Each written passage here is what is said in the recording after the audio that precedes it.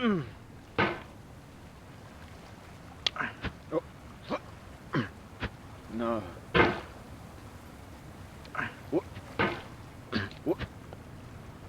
There's no feeling more intense than starting over.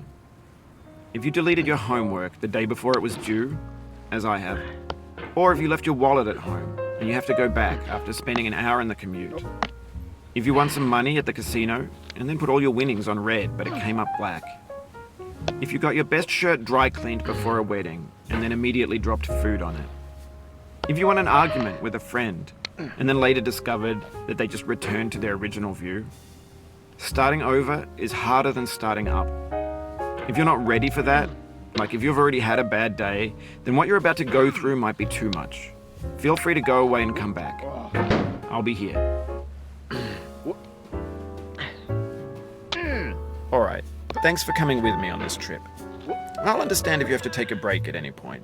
Just find a safe place to stop and quit the game. Don't worry, I'll save your progress, always, even your mistakes.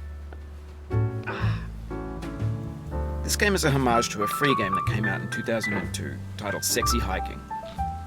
The author of that game was Jazuo, a mysterious Czech designer who was known at the time as the father of B games. And B games are rough assemblages of found objects. Designers slap them together very quickly and freely, and they're often too rough and unfriendly to gain much of a following.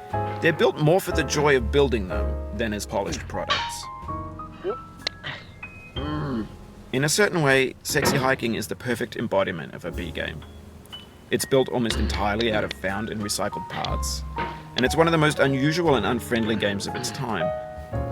In it, your task is simply to drag yourself up a mountain with a hammer. I have an idea for a new obstacle, and I'd build it, test it, and it would usually turn out to be unreasonably hard. But I couldn't bring myself to make it easier. It already felt like my inability to get past the new obstacle was my fault, as a player rather than as a builder.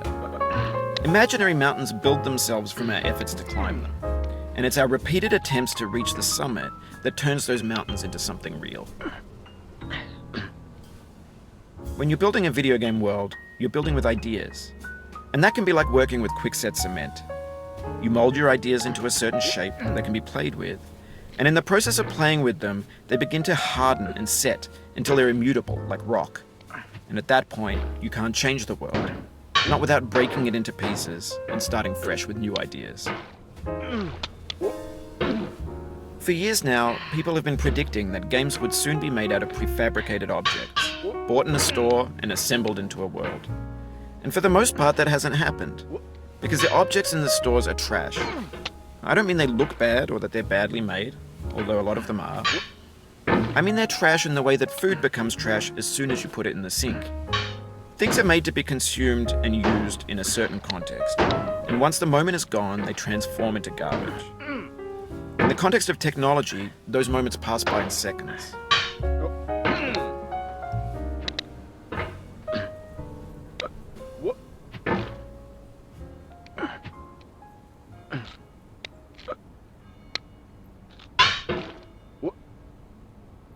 Over time, we've poured more and more refuse into this vast digital landfill that we call the internet. It now vastly outnumbers and outweighs the things that are fresh and untainted and unused. When everything around us is cultural trash, trash becomes the new medium, the lingua franca of the digital age. And you can build culture out of trash. But only trash culture. B games, B movies, B music, B philosophy.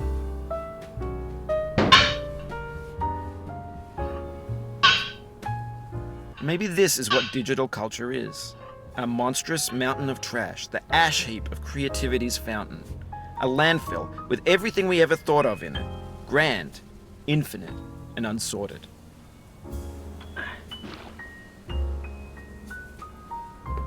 There's 3D models of breakfast, Gen X's fanfic novels, scan magazines, green screen Shia LaBeouf, banned snuff scenes on LiveLeak. Facebook's got lifelike bots with unbranded adverts and candid shots of Kanye and Taylor Swift mashups, car crash epic failed GIFs, Russian dashcam vids, discussions of McRibs, discarded, forgotten, unrecycled, muddled, rotten, untitled.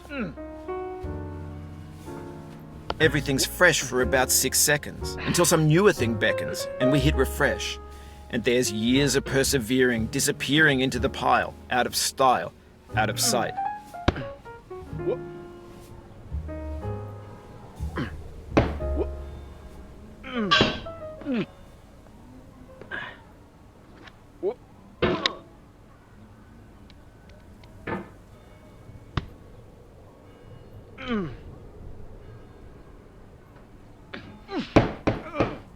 In this context, it's tempting to make friendly content that's gentle, that lets you churn through it but not earn it. Why make something demanding if it just gets piled up in the landfill, filed in with the bland things?